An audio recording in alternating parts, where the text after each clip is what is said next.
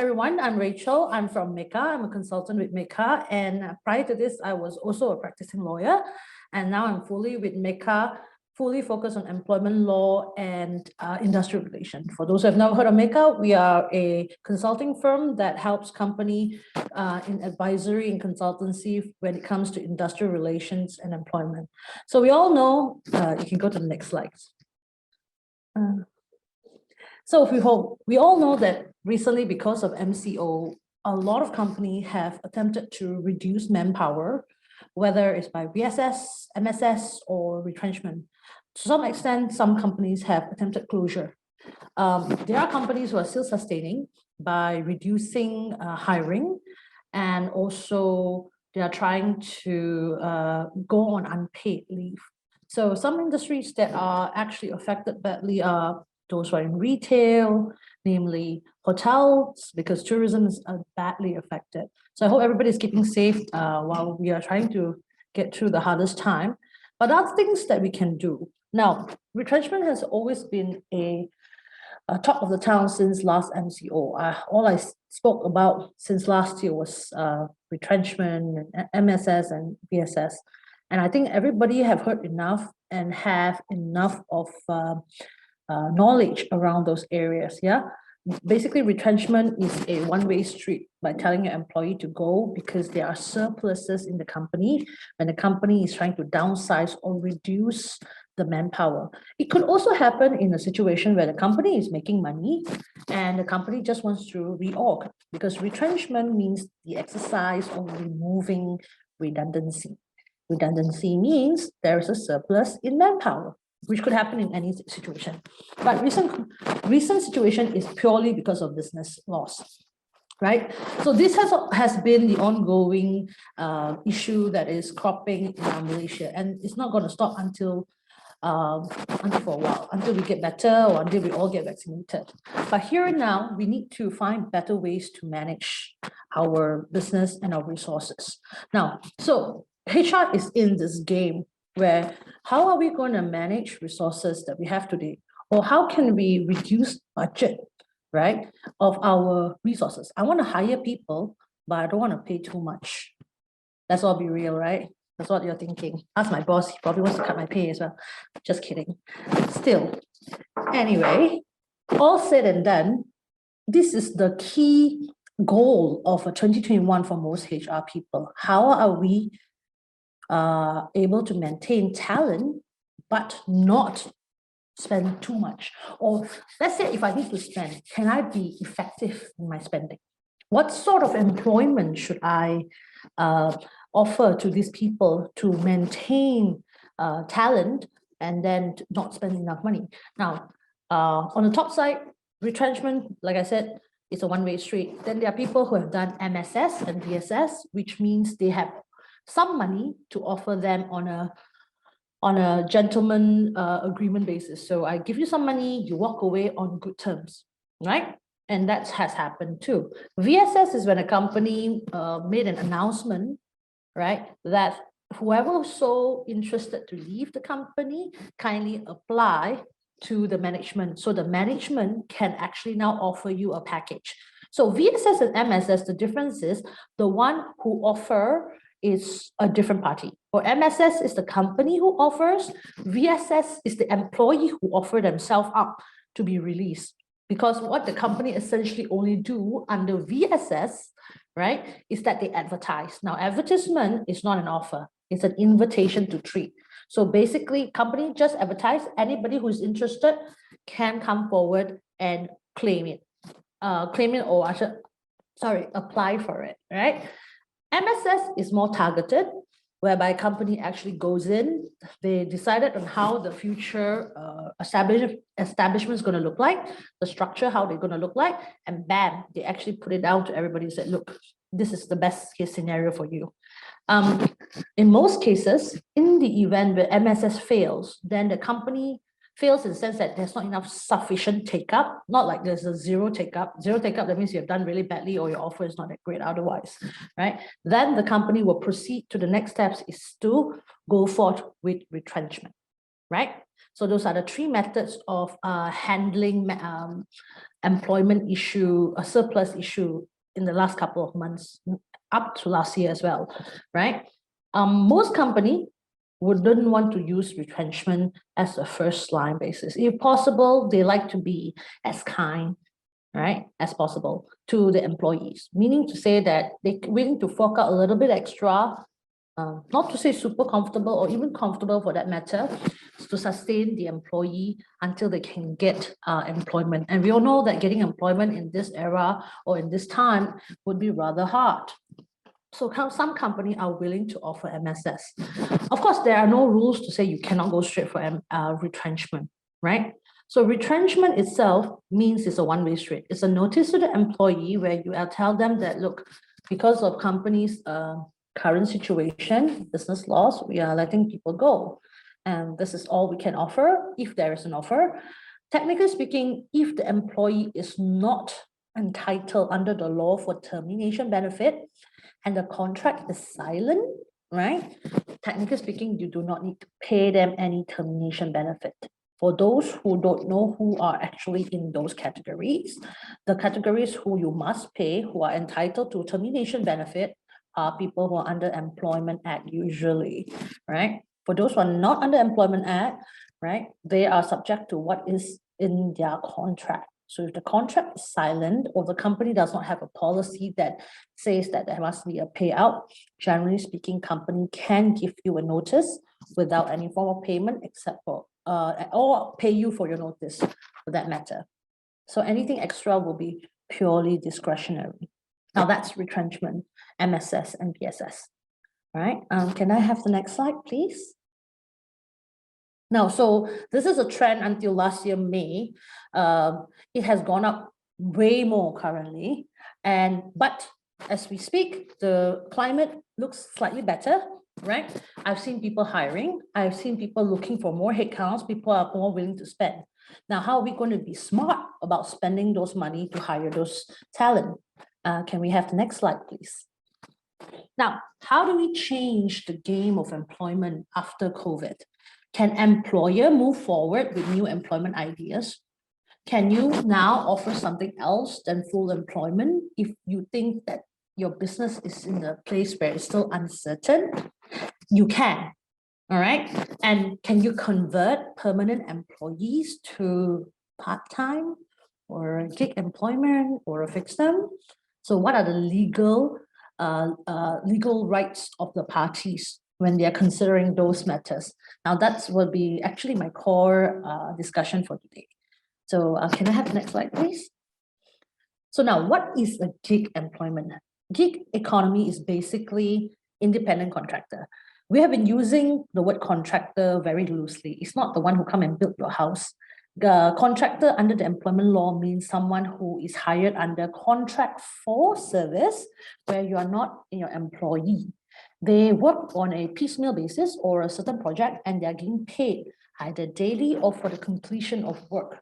Now, this has been an employment preferred a lot by lately the millennials because it is really, what should I say, they're not tied down to 9 to 5 and they have a lot of freedom, more work-life balance, right? And it's pretty interesting because you feel, satisfied with the outcome of the work that you deliver. And company now see an increase, some claim the increase in performance because these people are working for what is worth. So you're paying them for what the work is worth, and there's no restriction. So you don't have the headache of thinking, oh, if the person don't perform, I have to do a performance improvement plan, or how do I do this?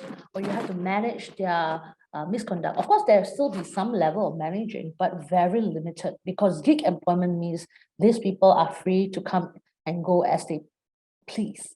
Now, depending on your organization, you may find this would be a better employment gig reason only because you don't need somebody permanent all the time. You need somebody to do the job and go home. And you can go back happily because you don't have to deal with the day in, day out of industrial relation like writing show cause letter or handling PIP. I know you guys are laughing over there, but yes, hear me out here. Some of you are my clients, so I know who you are and you guys know what I'm I'm talking about. Yeah. So by doing such a thing, by having a gig employment, basically you're not actually tied down to the issue of them following your policy. You have some guidelines, right? It's not going to be too strict. And if they don't turn up for work, you don't have to be frantically calling them because, hey, you don't come, you don't get paid. Okay. So there are different methods of establishing gig economy in this current climate, right? You may want to try different things for different industry. You cannot be even pigeonholed into a standard contract. So Meka does the whole contract for service drafting for a lot of our clients. And one of the things we realized that company tend to do is when they were offering a contractor or contract for service, contract is the words they use. They sort of like mix up words, like for example, you actually tie them down to a salary, a duration of employment, or giving them benefits they're not supposed to be given if they're not an employee, for example, EPF, because you have to be an employer to be contributing to EPF. So many of times company actually slightly misguided, I would say, when they are considering gig economy or gig employment. The idea is almost not. You must make sure that your contract is drafted in a way where it does not have the word salary, it does not have the word employment, they're not even given benefits like EPF and what's not. So they are purely contractual. You're here for a service. All right. Of course, there are certain clauses that you should include, like liquidated damages if they fail to deliver their work, or if they don't show up, stuff like that can be included in the contract as well. So if you need further advisory, you know where to find us. Okay. So that is the pros of having gig economy. But what about the cons? Are there cons, Rachel? I don't believe in the beauty you just sold. You sounded like my beauty advisor in Sephora. Exactly, I just did just that. Of course, it's not actually for all employment, all right? Some companies prefer more structured organization. More structured organization would prefer something more permanent, right? They like to see their employee in the office. If they don't see the employee in the office, they felt like the office does not exist. They don't feel like this is office environment. Gig employment is not for everybody, all right? I could say that now these days, because we are pushed into working from home, many of us are able to now accept the idea of working independently. Prior to this idea is completely alien to a lot of people. They want to be at office, they want to dress up, wear heels, wear shoes, look good, come to office, stay focused, all right? And they separate their work life and their personal life from where they step out, which door they step in and step out from. But working from home would mean you have blurred those lines, and some people still don't like it. For me, I generally enjoy work from home a lot because I now saw the beauty of wearing sweatpants, right? Yes, this takes me a lot of time to put up the face. So now, for some people, it's not just the sweatpants issue, but it's the feeling of not having teamwork when you are an independent contributor. You cannot gauge your opponent or your colleague. Some people are very competitive, right? So you don't know feeling of teamwork. You don't know how you are going to fit. How are you progressing in the company? Everybody is isolated in contributing to the success of the company. All right. It might not be as fulfilling as coming to a job or getting a job well done, said in front of you, in front of your colleagues and what's not. Right. And in long term, the permanent employee might felt like they are not appreciated. Sorry, the word I'm looking for is appreciated when they're forced to work in a gig employment. Now, gig employment means the core of it is like some people just don't care about whether they get a well done, Rachel, sort of a compliment. They just don't care. All right, they just want to get things done. That would mean lack of competition, right? So gig employment, you might find people are just doing things to just getting things done, right? There's no they don't have a sort of a competition in them. They're not competitive. They're not edge cutting anymore. They're just existing, right? So because of that, the gig employment might not be suitable for a company who is high stake right? It's competitive and requires constant improvement, right? Gig employment is probably for someone who has like duties to be executed on a daily basis and then to get it done, regardless who, just get it done, okay? On a high-stake kind of employment or organization, you may want to keep somebody more permanent because you're training them into the position, a succession, right? And you might want to just keep that structure in. Okay, so there are two types. So this is the pro and the con, right? Less of a beauty advisor now. Okay, and another thing is loyalty. Yeah, the word come out very difficult for me. I don't know why. The word loyalty will become very less heard in a gig employment, and that frightens a lot of organization because every company, every employer-employee relationship is built on what? Trust, right? It's built on trust, and having no loyalty would mean less trust in the entire relationship, which would mean it's like getting a marriage but an open relationship. Yes, it sounded exactly like how I said it, right? And because there's no sense to the loyalty, people get frightened, people get unsure, people feel like their entire company is open at risk of being found out because the person who's doing the job is not might just go to a competitor and share the same idea. So that could be a stake or an issue that a company might face if they're going to consider gig employment. Okay. And last but not least, gig employment, since you're an independent contributor, it would mean yourself as an employee, a contractor, would have to be very highly self-motivated. All right, you must be keeping yourself going, even though no one there is to remind you. So no one is going to like ask you how you are, how you're doing, right? You just have to keep going. Self-motivated sort of a personality would fit a gig employment. Otherwise, it'd be very difficult, right? That's the difference between the gig employment versus a permanent employment. Now we're going to talk about how do you convert them if I have some group of people who are permanent. Now, I think what you said, Rachel, is very likely something that I like to apply in future, right? How do I convert my permanent employee now to a fixed term or a gig employment? Can I have the next slide, please? Right. Would it be enticing? Depends. We have just covered earlier. Can I have the next slide if there's any more? Yes, legally converting permanent to gig or part-time. Honestly speaking, every employment is capable of being converted, or the word conversion is used loosely here, is as long as the parties consent. So the right word, or rather the key word to the entire conversion is consent, all right? If the employee consent to changing to gig or part-time, it's because you're offering them much better, or the attraction to the gig and part-time is better than what they're having right now. And that having said, you may get yourself a group of employees who are willing to go into gig and part-time, because to them, having full-time doesn't make a difference, right? I might as well take the gig because it gets paid more per hour. I got time to do my other stuff. I'm figuring my life out, right? But there's no one size fit all sort of environment. You just need to know what environment suits you best, which industry suits you best. What would be interesting is when you are trying to have that talk to the employee and then the employee say, no, I'm not interested. So of course you have to put it to them that this is a without prejudice basis. We just want to let you all know that the company is interested to hire more gig employment.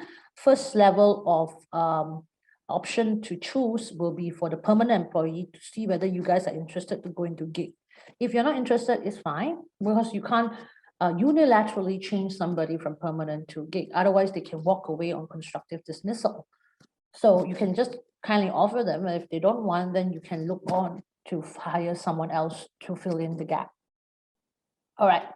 Well, that is all about my sessions, I think. Did I speak too fast, or I'm just nice? Ivan. Yeah, just great. Rachel, thanks for that very interesting presentation. Thank you. I hope you enjoy the presentation. I think now will be Chiao Hao's session. I'll pass this time to Chiao Hao. Yes, but please stick around for the Q&A later. Oh, okay. Okay, Chiao Hao, Thank your you, floor. Rachel. Thank you, Ivan. Thank you, Rachel. That was awesome. I mean, the legal perspective. Thank you everyone for joining us at this today's webinar in the afternoon. I hope the first part of it, Rachel's coverage of the legal aspect of this new gig economy, I probably will touch on that topic a little bit more, just to give you some insights from what I've seen through our customer base. And well, let me just bring out my presentation and we can start. Hold on a minute.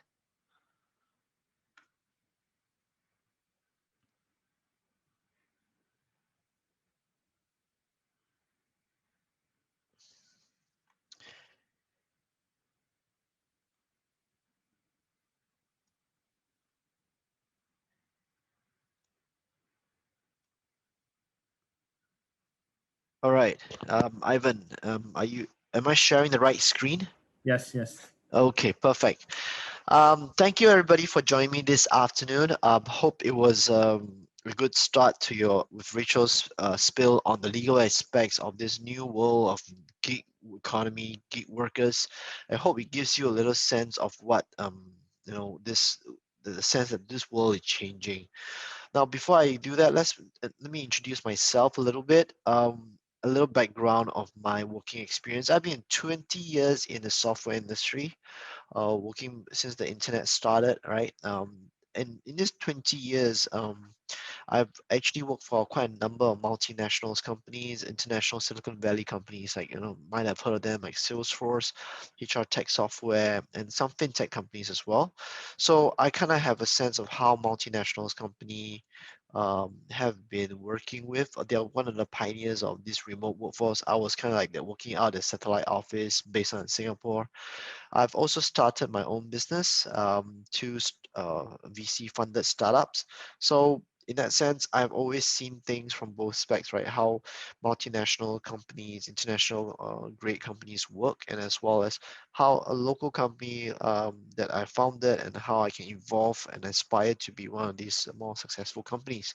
So through all this experience, when I was with Just Login, we also started embarking on this cultural change. One key thing that we embark on was this fact that not all our employees actually came within one country. Not we actually came from Singapore, right? So not all our employees are actually based in Singapore. In fact, over the years, last few years, I've been involved with Just Login. 30% of our workforce is actually remote workforce. We had a team, we already have a team in Malaysia, we have a team in Philippines, we have a team in Myanmar, and a good chunk of it, 30% of our team is actually working remotely, right? They're not even working to the office. They get out of bed, brush their teeth, have breakfast, and they start work straight away from the desk. And we have been doing it for years, way before COVID hit, right? And for a long time, we also practice work from home once a month for more employees. So the whole structure of working from home, this kind of like remote workforce, we has always been in our organization. So I kind of have a good preview what's some of the best practices that we can share with everybody. Now, I think the main point here is that what's going to happen after COVID, right? First of all, I think if you survive, your business has survived till now, it pretty much has, you can't possibly survive till now if your company was overstaffed, because that will probably be your first thing that you will have, like what Rachel said, have already done some streamlining. So if you look back into a team that you have right now currently, I'm quite sure that the team that you have is pretty much the the core team that you probably will need to grow further. So I think the question back to everyone is that now that your company is leaner, it's more efficient, it's more productive. Now that everyone's used to working remotely and all, why don't you embrace this, right? And take this, what you've learned over the last 2 years, what you have, some system that you place. What would you do as an organization after COVID? So let's ask WHO what he thinks. I mean, Director of WHO, what he thinks will happen after COVID, right? I mean, this is a statement by the Director General WHO Tedros, which basically states, right, the pandemic will go away, right? But business will no longer be the same. There's a structural change in the whole economy, global economy, not just within the country. Global economy, there's structural change. Businesses of this 2 years experience, they were already seen the impact of it. They've optimized certain things. They invested heavily in IT to deal with these changes. They're culturally, HR practices have changed. Things have changed. So the businesses will no longer operate the same way. Clients are now very comfortable with Zoom meeting. You're now very comfortable attending a webinar. This was not possible before. This was not the case before. So what's the new workplace, normal workplace going to be like? I mean, this has forced a lot of companies to relook at their strategy. Do I need to invest in such expensive real estate renovation just to seat everybody so that they can spend 2 hours or 1 hour in traffic every morning and get to work, see a nice posh office or a fixed cost that does nothing when during weekends and then go back after that? Is this the best way to work? I think a lot of companies are relooking at this. Even internally within our organization, we're also relooking at it. Do we need a real office? Do we need a physical office? Can it be a case whereby everyone is rotating between uh, a hybrid situation, partly work an office, partly hybrid, partly work from home on certain days and so forth? Can that be done? These are all considerations that a lot of companies are now looking at. So I think one of the key drivers of change and one of the few things, if you want to see examples, are usually tech companies, the Googles of the world, the Twitter of the world. These companies usually, because the infrastructure is already well set up, they're well funded, they are really, they are one of the pioneers of all this cultural change, right? Free lunch, free dinners, all these are all from like the Silicon Valley. And that's one reason why it's making them so successful, why they're able to attract so many talents to work for them. So the main thing is for aspiration for everybody is to look at these tech companies, what they're doing. Like Twitter here is actually coming to a point where they might never come back to office. They're probably moving a lot of people to work from home. They'll probably reduce this number of office space that they need, right? Microsoft, same thing. They'll probably give this as an employee an option whether you want to work remotely or not in the office. It's up to you. It could be an incentive for the companies nowadays, right? For example, in our team, our company, we have actually quite a team based out in the Philippines. And one of the key reasons these employees actually want to work for us is that they actually save 2 hours of traffic or 3 hours of traffic each day just by working from home.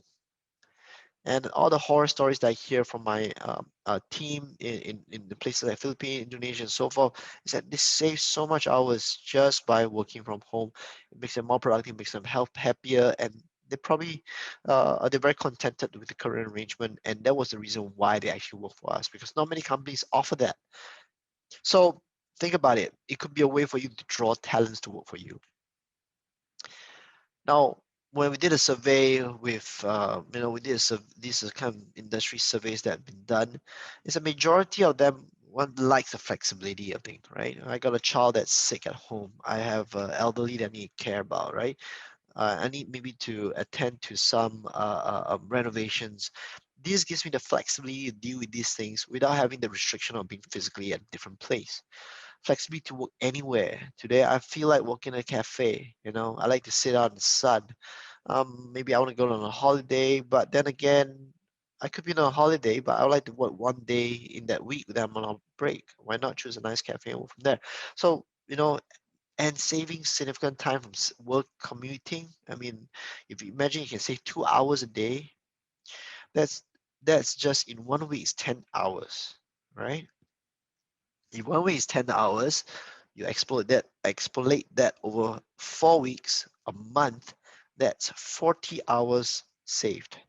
Think about it, 40 hours saved just because you don't need to commute 1 hour to and fro work. 40 hours saved. And how many hours of work day is that? That's 5 working days. So effectively, if you think about it, you will have actually given the employee 5 more working days by letting them work from home. And that's a significant number. It's a mind-blowing number, right? So think about that. This could be your company structure, right? So these are some of the key things that I mean, you can go through the rest of the benefits, but the point is here is like work from home, remote working will be pretty much the one of the key factors to draw employees. I mean, it may not work for everybody, but it will pretty much be here to stay. So it will be a mixture between hybrid work from home. I mean, some people still like to work in office, that's fine. Some people may stay close to the office. Some people prefers to work in an environment they collaborate. Some tasks needs to be physically face to face. Some meetings that best done face to face. That's fine. But the point is, companies will be willing have to give the option where they on certain days they probably need to work from home, and certain days they work in office. So now that you have considered the aspect of it, now the next thing to look at here is that why would we argue that this arrangement will be here to stay? Now let's take a look at the next deck. One of the key things you have to realize is that your workforce that you have today actually are not all the same profile people. You cannot expect your employees to behave the same way. Now, if you were to look at the different generations of time that they grow up at, it changes their expectation of work.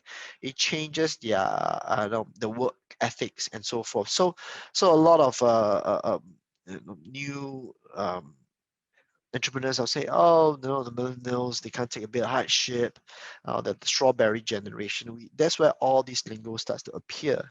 Now, if you think about it, it's not really that's the case because they can't take hardship. It's just the expectations are very different.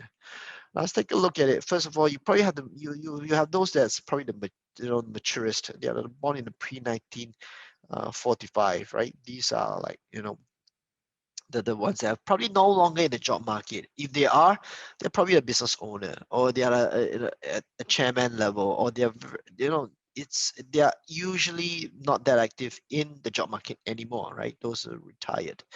Now, the second segment, you look at the baby boomers. These are the ones that are usually still in senior management if they're still in the workforce, or they're in the process of retiring. Okay, those born in 1945 to 1960. Those are the ones that are kind of near the end of retirement. They probably have a good 5 to 10 years left of career time in the workforce, right? After that, they'll be planning their retirement. The mindset is different. Now, these people actually grow up from the fact that they grew up in the I would say the 60s, the 70s, where there's no internet, there's no mobile phone. So for them, a lot of work ethic came from that period, right? They probably like more face-to-face meetings. They're more comfortable on the telephone. They probably like prefer watching TV, not on-demand TV, but TV as they feed, right? So these are the baby boomers. Now the next group of people that you probably group of employees that you might come across in your organization, I would say that these are the Gen X. I'll put my hand up there. I'm a Gen X. I'm born in that sector, right? 1961, 1980.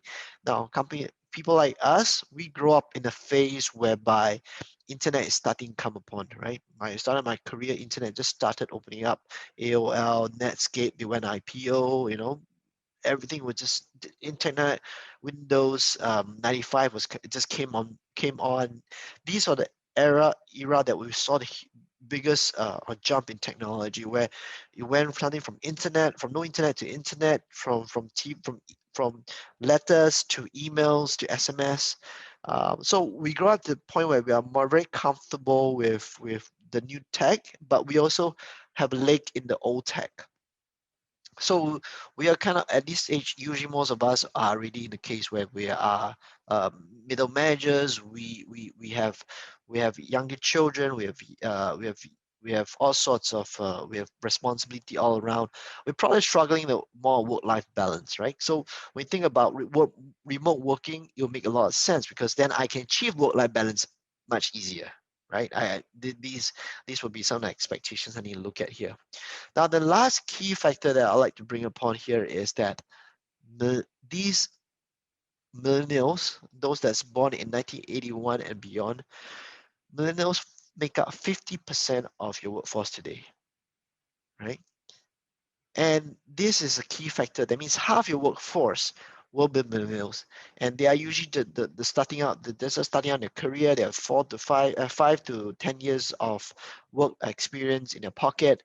Their expectations are very different. They grew up in the internet. they grew up in pretty much quite a peaceful time. Other than 9/11, which the terrorist attack, there was no real war per se, other than Iraq, which you probably, unless you're from there, but most of the people grew up in a very peaceful time, right? Where I would say that the economy was developing rapidly. People, convenience was coming into play. Fast food was getting readily. Food and stability is no longer that important for them, right? They're more looking at freedom. They're looking at, they're not really thinking about getting the next, bring home the bacon, because for them, job is not that difficult to come by. There's a lot of opportunities with this new economy. So, and they're very comfortable in tech, right? So the similar to Gen Z, these are the person that just got into the workforce. So you'll find that there's different characteristics with your teammates, the employees that you have as a base.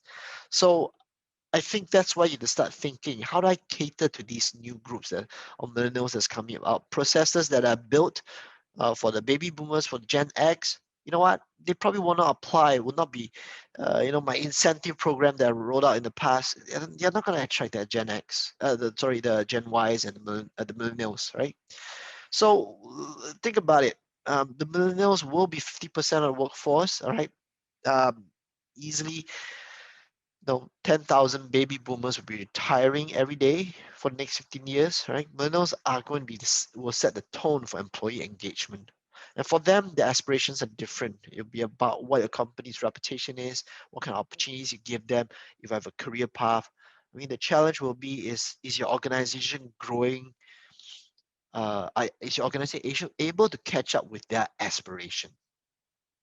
That's a key thing, right? A lot of employees that after a while they work for your company, they've learned certain things. They feel that the company's not growing, not giving me the opportunities to learn more.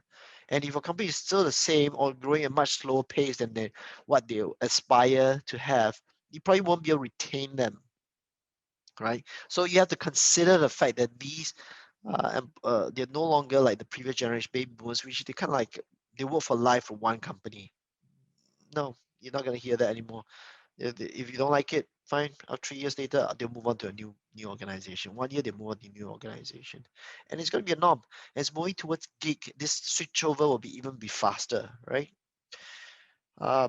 So, and the problem with these millennials, I would say the challenge with dealing with millennials is that they spend a lot of time on their mobile phone nowadays, right? You see children on the bus, everywhere on the car, they are on the phones. On average, they spend about 2.8 hours a day on the mobile device, right? That's almost one full day a week on the mobile device. And if you think about it, all this is consistently across the whole industry, whole APAC. Everyone, all millennials behave pretty much similarly. They spend a lot of time on their mobile device. So if you are not reaching out to them through their mobile device for work, chances are you're losing this connectivity to them, right? You might not be able to influence or give them that incentive to work for you, right? So to sum it up, the new workforce is going to be very, very different.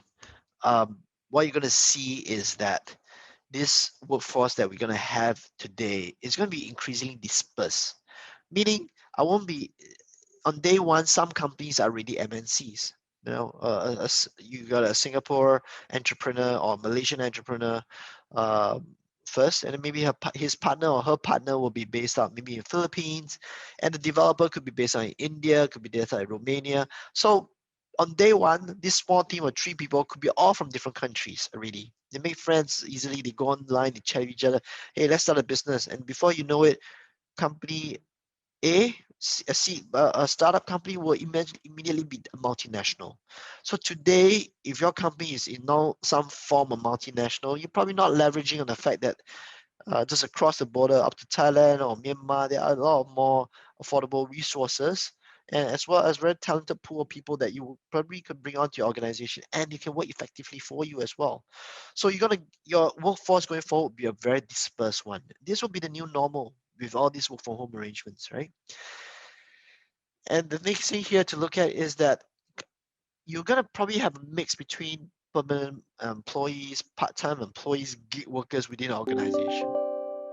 For example, you don't need to hire accountants full time. If maybe you got a couple of books, right? Maybe in that sense, consider outsourcing accounting. You know, outsourcing accounting practice, outsourcing blog writing, maybe SEO marketing. These are all things you have to consider. I mean, your workforce will not be the same anymore. It'll be a mix between permanent, part-timers, gig economy. So uh, this will be the new norm going forward. Last thing, as I mentioned, because millennials are coming up, uh, they'll be a very tech savvy group, right? If you don't give them the virtual corporate experience, they will be very comfortable in the virtual corporate experience, you know. So that is something that you have to consider going forward and designing, doing your job design. So the main question I'll pose to everybody here is that, is your organization ready for this new workforce, right? I think one of the key things that everyone tends to think about is for a lot of small businesses, they tend to, if you're still in an older school mindset, you'll probably be thinking along those lines, right? First of all, the common problems that they face running an old system in this new economy is that you have poor workforce visibility. You won't be able to see where everyone is located, right? Because now you got a dispersed workforce, whether they are actually starting work. Are your tools able to catch up with that? The kind of work setup. There's a lot of admin work now, because if it's still an Excel spreadsheet, it's still paper form, then doing it remotely is going to cost more paperwork to do, right? So you got to find a way to automate that. Compliance, there's a risk because you now have to think about the fact that you got maybe a couple of employees in Malaysia, but you might have a couple of employees maybe in Singapore with the different regulations, a couple of employees in Hong Kong with different regulations. You can't pay them the same rate for or same social security like EPF, MPF, CPF. You start having all these challenges. Last thing will be, if you're trying to manage on such a dispersed workforce, you're going to have a very poor employee experience if your systems are not catered for it. So think about it, right? The times have changed. Poor employee workforce, 80% of workforce do not want to return to office full time. That means they do not want to be in the office on Monday to Friday, 9 to 5. They tasted it. There's no going back, right? They will want demand.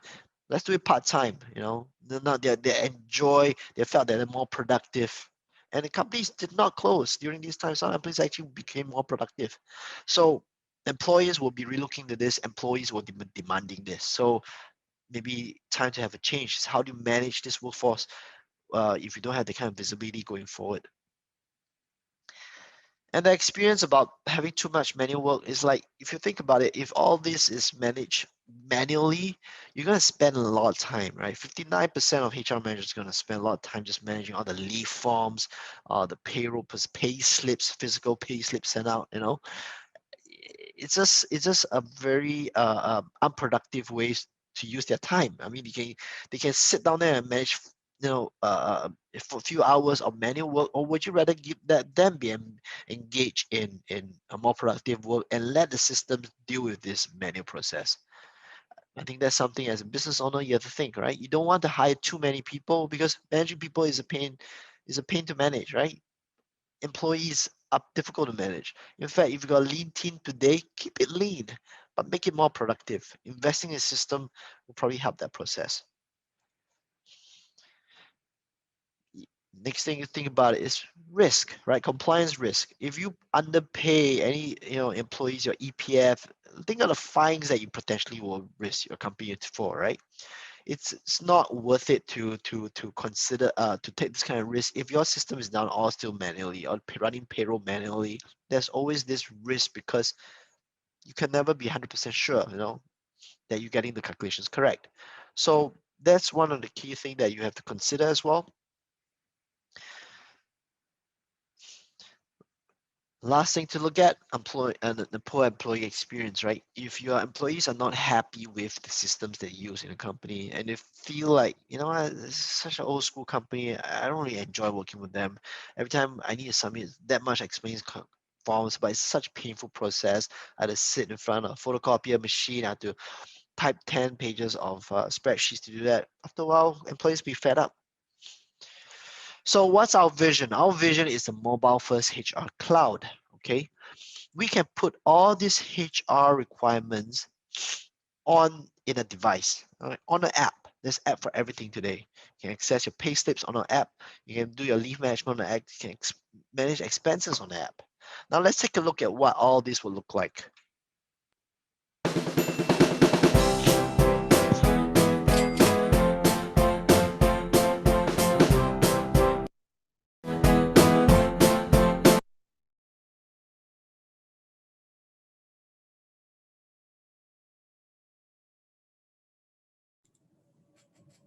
We can actually hear the audio at Chio Hao.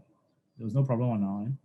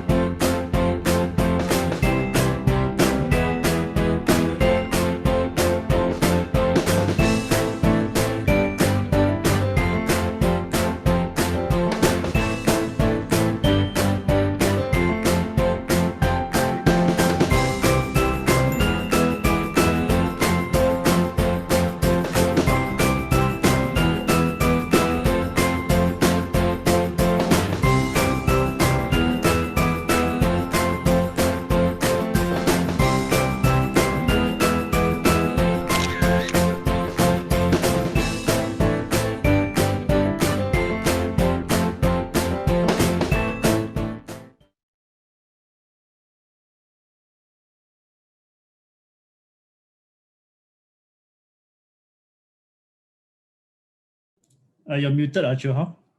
Sorry, you're muted.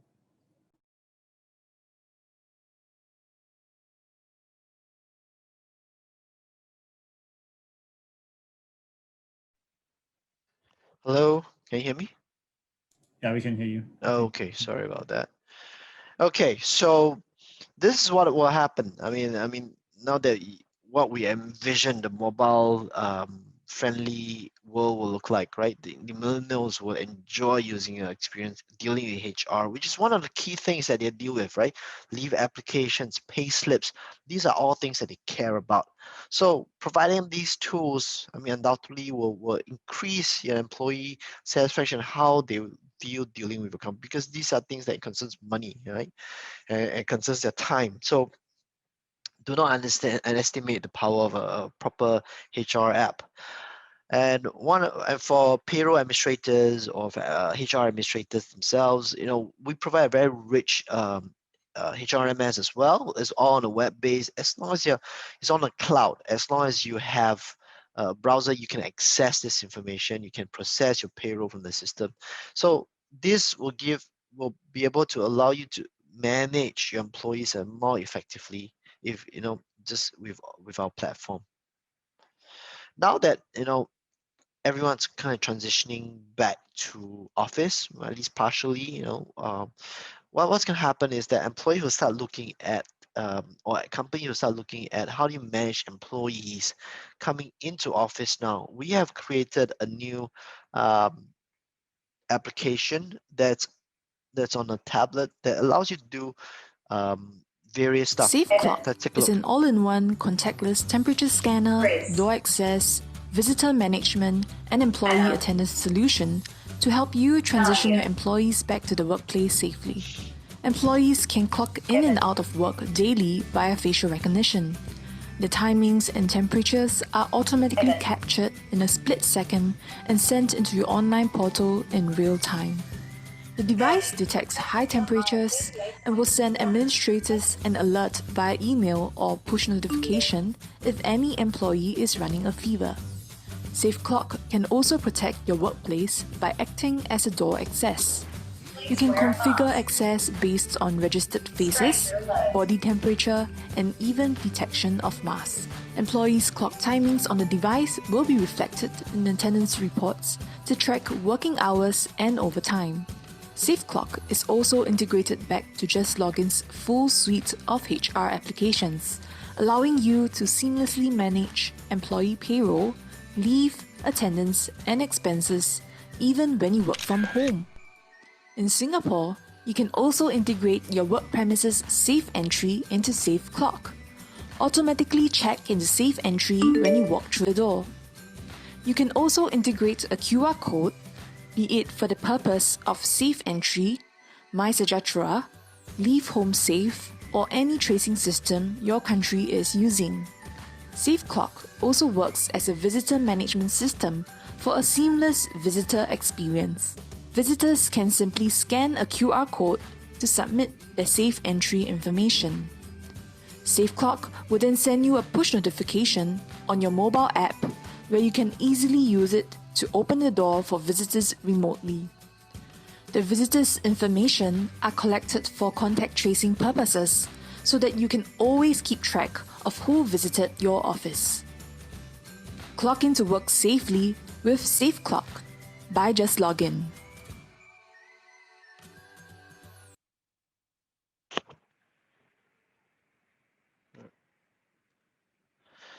So as you have seen, I mean, this is something we have built and then we've R&D around as well to provide a safe environment for your employees, right? This can be connected to your door, and you can actually use the app to open a door once you're connected to a door as well. So remotely, you can open the door through this device.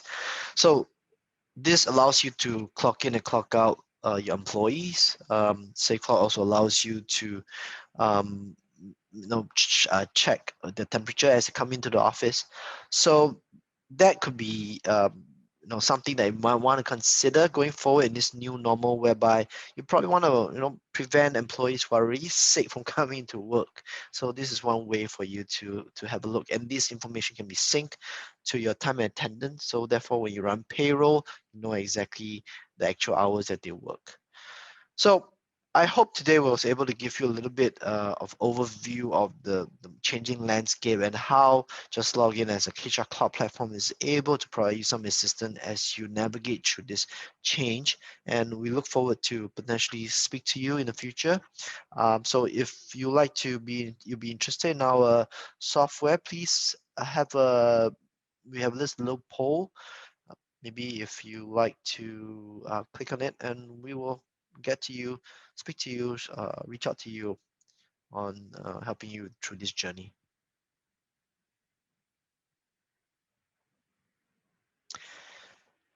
So, okay, so we'll end the poll, and next thing here will be is that if you're interested to find out more of these webinars, we've done a lot of webinars during this COVID period over the last year, and a lot of them with many of our business partners, technology partners from all sorts of industry players throughout the region, from Hong Kong to Malaysia to Singapore. So we've got a very different perspective from everybody. So we have recorded it, and we have allowed anybody who's interested to find out more to come to this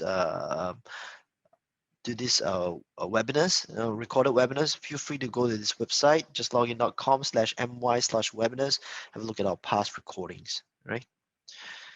So to sum it off, if you'd like to have a virtual session with us, please feel free to, you can scan this QR code, or you can email us, and we'll be glad to help you through. Have any questions? Okay. All right, we'll open up to Q&A. Yeah, thank you, Chu Hao, for that wonderful presentation. So yeah, we have like a few minutes for Q&A.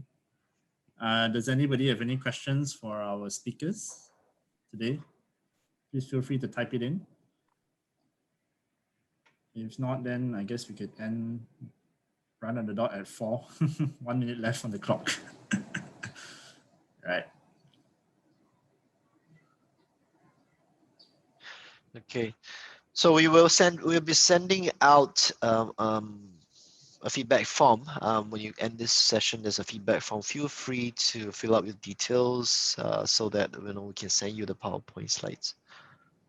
Yes. Okay. So thank you everybody for attending, and we hope to see you again soon. Thank you, Rachel, and thank you for having me. Yeah. Thank you, Rachel. Thank you. Right. Thanks, everybody. Bye. Have a good afternoon. Bye-bye. Bye-bye.